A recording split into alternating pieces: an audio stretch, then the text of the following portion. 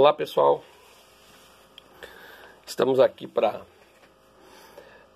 debatermos, na verdade introduzir o debate, inspirar o debate, que é tão importante nas ciências humanas e não é diferente da sociologia, tá? O que nós vamos tentar inspirá-los, e inspirá-las, são aos temas contemporâneos, aos temas marcantes da antropologia atual. A antropologia, assim como acontece com outras ciências, apresenta dinamismo. Ela não está parada, estática no tempo. Situação semelhante a outras ciências humanas, que nós também admiramos, gostamos, história, filosofia, a geografia.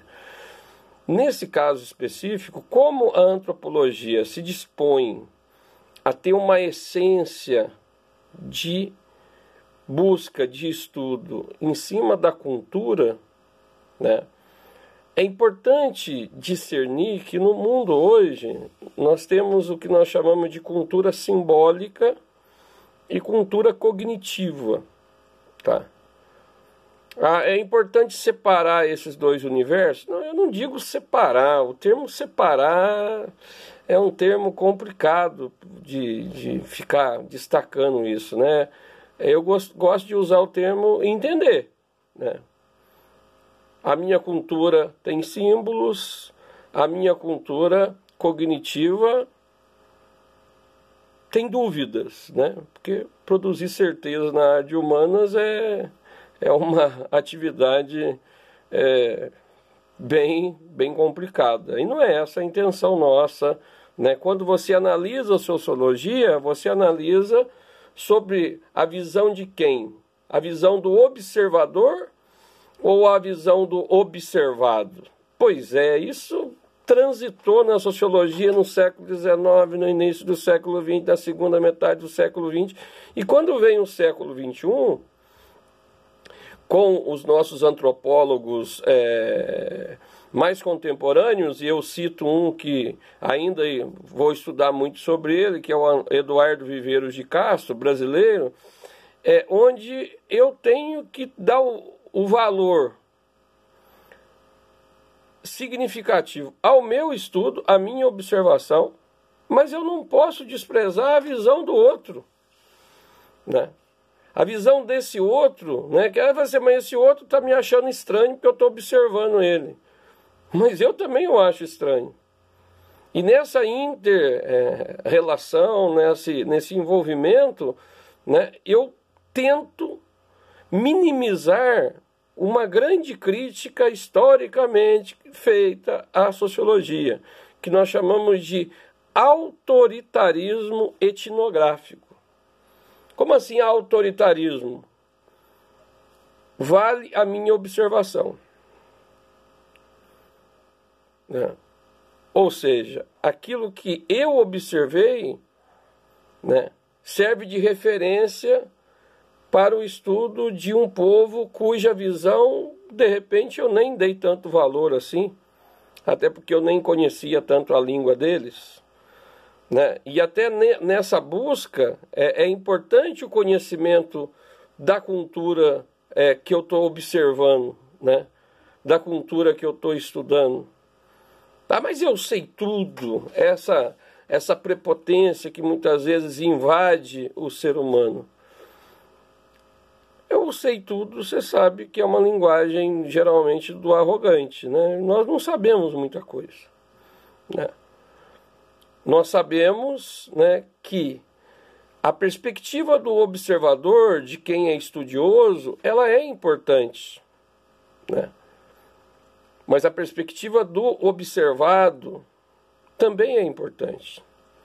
Dar voz a povos que historicamente não tiveram voz, tiveram dominação, tiveram genocídio não só físico, de morte, de violência, mas genocídio cultural, severo, desculpe a palavra, mas é essa que veio à minha cabeça, nojento, absurdo, tá?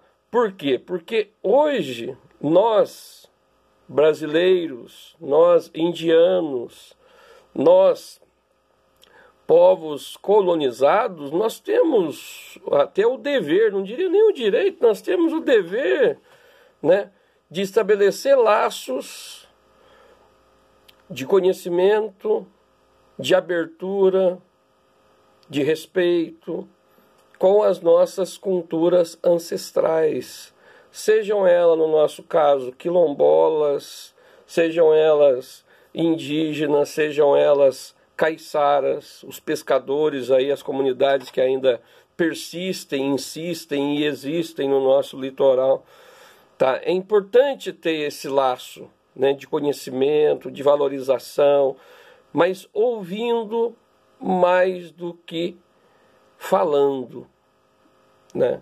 Estou lembrando de novo do nosso conterrâneo aqui, o Rubem Alves, exercitar a escutatória, né? É importante para desenvolver o gosto pela sociologia, gosto que envolve valorização étnica, gosto que envolve valorização da identidade de cada um, que você tem o direito à autonomia de escolha, identidade cultural, né, o vestuário, a música, tudo bem que depois a gente vai discutir isso em indústria cultural, mas dá para fazer isso também, né, analisando, por exemplo, a questão da migração, que nós vimos em geografia, tem a ver com sociologia, por quê? Porque como esse dinamismo migratório é muito grande, o que acaba acontecendo? Acaba acontecendo que tem cidade na Europa que bairros XYZ, ou mesmo no Brasil, são bairros identificados com alguns grupos étnicos. Bairros de bolivianos em São Paulo, bairros de marroquinos na Espanha, bairros de argelinos na França, bairros de turcos na Alemanha. E esse tipo de gueto étnico, né, que aparentemente é fruto de estar próximo de quem é mais parecido comigo, vai um pouco além, né? Porque está vinculado também à questão da xenofobia, do racismo, né? Que volta e meia o passado e o presente acabam se misturando. E aí eu tenho que fazer um gancho, um tema muito atual na antropologia, é esse gancho que eu faço entre história e antropologia, né? Buscar elementos do passado para entender o presente. Buscar um recado lá da gripe espanhola para perceber que eu tenho que lavar a mão com sabão lá há 102 anos atrás. E estou tendo que lavar a mão com sabão hoje, né?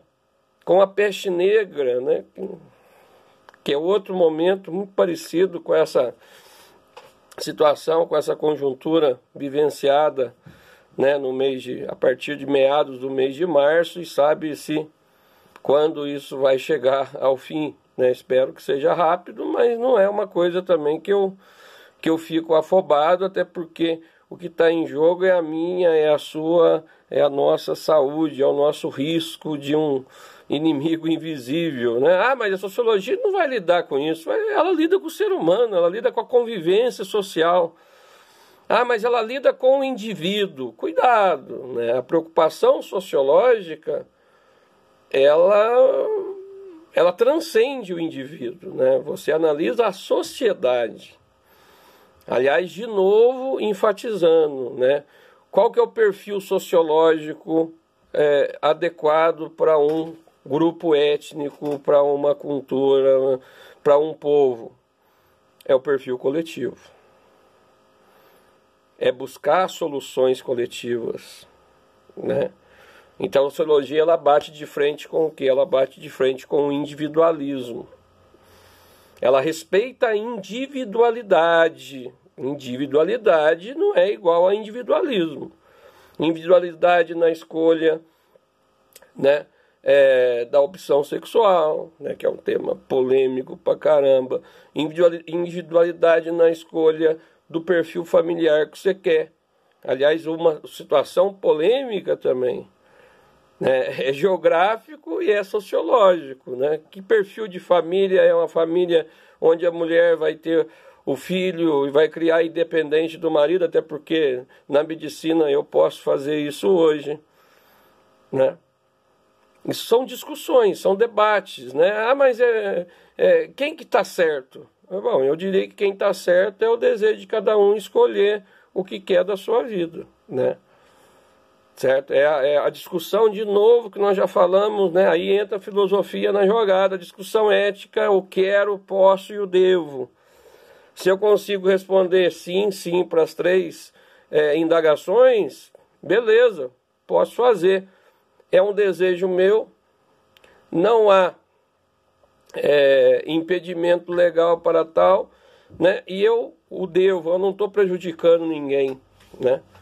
Certo? Então, diante disso, eu tenho aí vamos dizer assim, um caminho sociológico adequado para as decisões que eu for adotar na minha vida em sociedade, né? Isso é importante, né? E nesse sentido eu quero enfatizar a fala do nosso amigo Eduardo Viveiros, porque ele pega a percepção ameríndia, quer dizer, quem estava aqui antes do danadinho do Cabral chegar aqui, né, de pertencimento ao grupo, né? Certo? Eu estou numa tribo indígena, numa aldeia indígena, é pertencimento ao grupo, né? Esse grupo, ele existe para satisfazer o que eu preciso, mas em conjunto, de maneira coletiva, certo? E aí você percebe o quanto o individualismo ele atrapalha, por exemplo, a nossa relação aí com a pandemia, a nossa relação em sociedade, né? Então é preciso, né, finalizando essa nossa discussão, perceber que a sociologia ela existe para te incomodar. Ela existe para você ver a sua cultura como importante, mas não menosprezar a cultura do outro. O idioma do outro, né? Os traços até não é nem idioma, o sotaque do outro, né? Que é bem característico dessa diversidade. E é na diversidade que nós crescemos, né? Uma padaria que tem um bolo só é uma padaria muito limitada. Nós somos uma padaria gigante, nós somos uma humanidade gigante. Mas será que agimos como seres humanos? Pois é, né? Um abraço.